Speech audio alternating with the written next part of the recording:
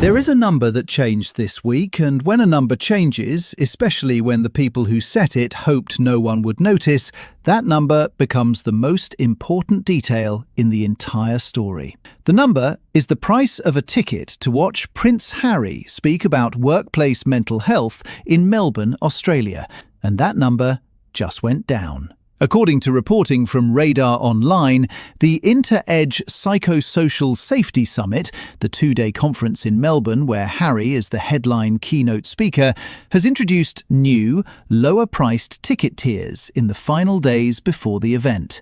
The summit was originally structured around premium packages, a platinum tier at 2,378 Australian dollars and a gold tier at 1,978 Australian dollars. Those were the only options. If you wanted to be in the room with the Duke of Sussex on April 15th and 16th, you needed to spend the equivalent of a mortgage payment on a single conference ticket. And now, with less than a week to go, there are cheaper options. The organisers have not publicly announced this as a price reduction. They have framed it as expanded accessibility. But when a conference adds budget tiers a week before the doors open, the marketplace is sending a message, and the message is not complicated. The seats did not sell at the prices they were listed. Now, before anyone dismisses that as a minor logistical adjustment, the kind of thing that happens with events all the time, you need to understand the context in which this pricing change is occurring. Because the context makes the adjustment not just notable, but potentially defining for Harry and Meghan's entire Australian operation. Let us start with the petition. As of today, April 9th, 2026, the Change.org petition demanding that no Australian taxpayer money be spent on Harry and Meghan's visit has surpassed 35,000 signatures. When we first reported on this petition in March, it had approximately 4,500 signatures. It has grown nearly eightfold in less than a month. The language of the petition has not changed. It remains precise. It reads that since stepping down from royal duties in 2020, Harry and Meghan no longer represent the Crown. It reads that, at a time when Australians are facing significant cost of living pressures, public resources must be used responsibly. It reads that taxpayer-funded security, government coordination, or any form of official status should not be provided for a private visit. 35,000 Australians have now put their names to that argument, and the Sussex team's response, when it came, was notably defensive. Their spokesperson pushed back against the petition, but the pushback did not address the core argument. It did not clarify who is paying for security.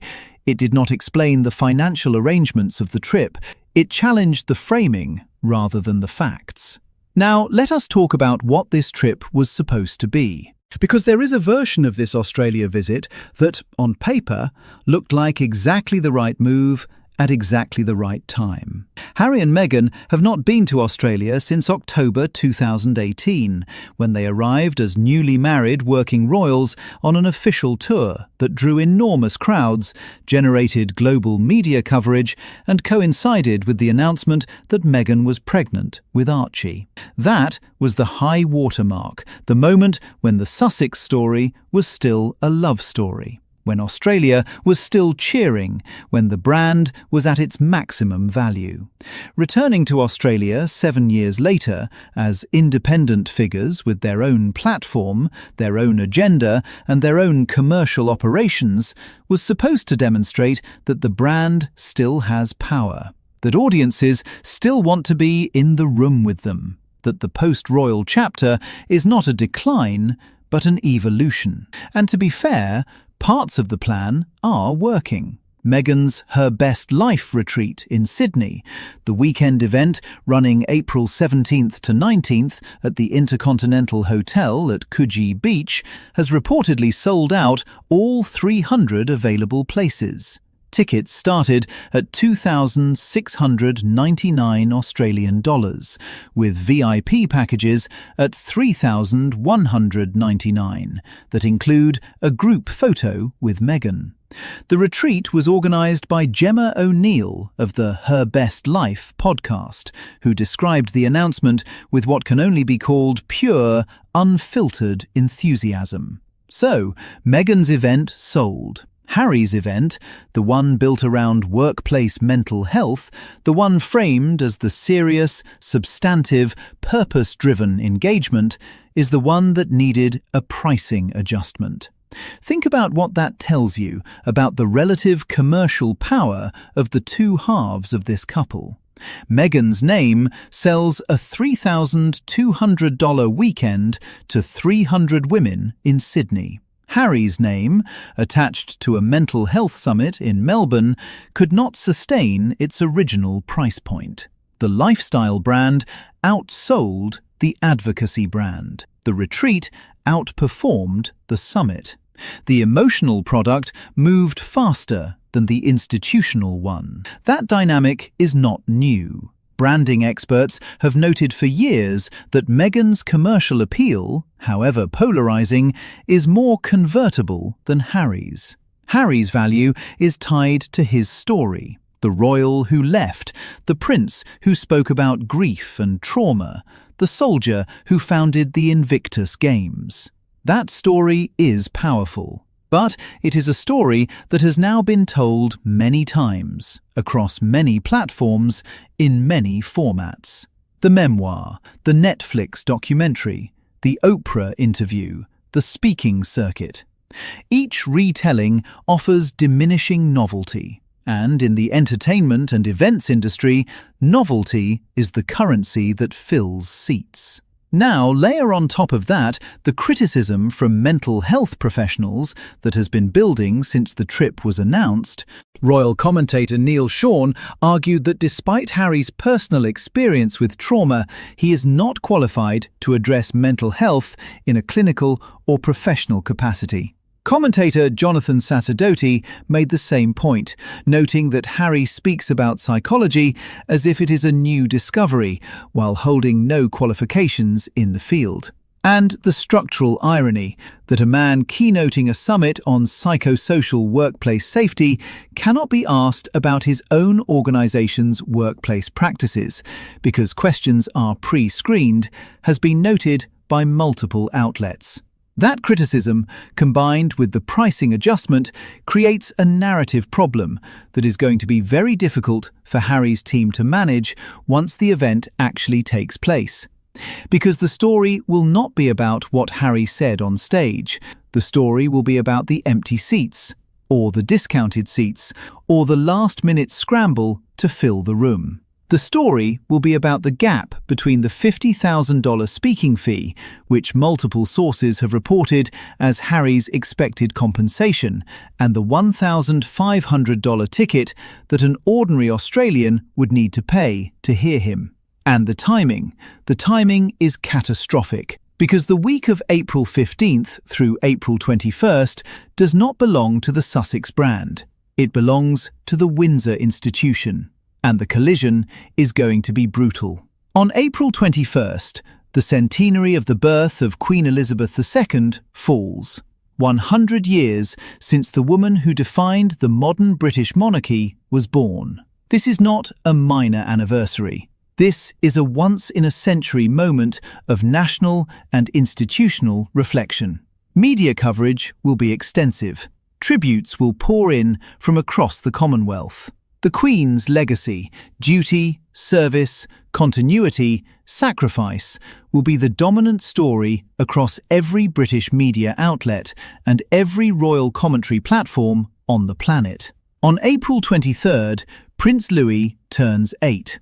On April 29th, William and Kate celebrate their 15th wedding anniversary. All of this, the centenary, the birthday, the anniversary, falls within the same window as Harry and Meghan's Australia trip. Royal expert Richard Palmer told The Mirror that the Sussex visit will overshadow the monarchy in various ways, noting that there still seems to be an awful lot of tension with other members of the family. But overshadowing cuts both ways. when Harry is on stage in Melbourne talking about burnout and psychological safety on the same day that the British public is remembering the Queen, who served for 70 years without ever publicly complaining, the contrast does not favour Harry. It favours the institution he left. And there is another layer to this that has not received enough attention.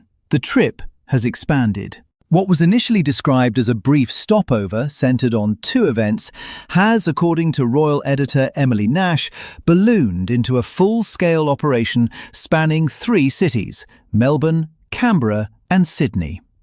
Meghan is reportedly using the trip to test the Australian market for her As Ever lifestyle brand. Cameras are said to be rolling for potential future content. There are reports of meetings with potential distributors and retailers. Sources say a meeting with government officials to discuss online child safety is being considered. That is not a philanthropic visit. That is a business development tour wrapped in the language of purpose. And Australians, 35,000 of them and counting, have noticed. The As Ever brand, for context, is coming off one of the most turbulent periods in its short history. Netflix divested from the brand in March. A website glitch in January exposed hundreds of thousands of unsold units sitting in inventory. The lifestyle show that was supposed to drive sales was not renewed for a 3rd season. The brand's spokesperson insists it is ready to stand on its own and that international expansion is the plan, not a pivot. But expanding into a market where the public is actively petitioning against your presence is a particular kind of strategic challenge. Here is where we are. 6 days from now, Harry walks onto a stage in Melbourne, in front of an audience that may include people who paid full price and people who got in at the reduced rate. He delivers his speech. The cameras capture it. The commentary begins. Across the continent in Sydney, a few days later, Meghan sits down at a gala dinner with 300 women who paid up to $3,200 each. She talks about life, parenting, building a global business, navigating a public persona. The cameras capture that too. And back in the United Kingdom, the country they left, the family that raised them, and the institution that once gave them everything, the titles, the crowds, the glamour, the meaning, will be marking the centenary of a queen who never cut her prices, never charged admission to her presence, and never needed a petition to tell her what her country thought of her. That is the contrast. That is the collision. And that is the story of April 2026. The tickets have been cut. The petition is growing. The cameras are rolling. And Harry and Meghan are about to land in a country that is watching every detail, counting every dollar, and asking the same question it has been asking for 5 years. What exactly are you offering? And is it worth what you are charging? Australia will have its answer in less than a week.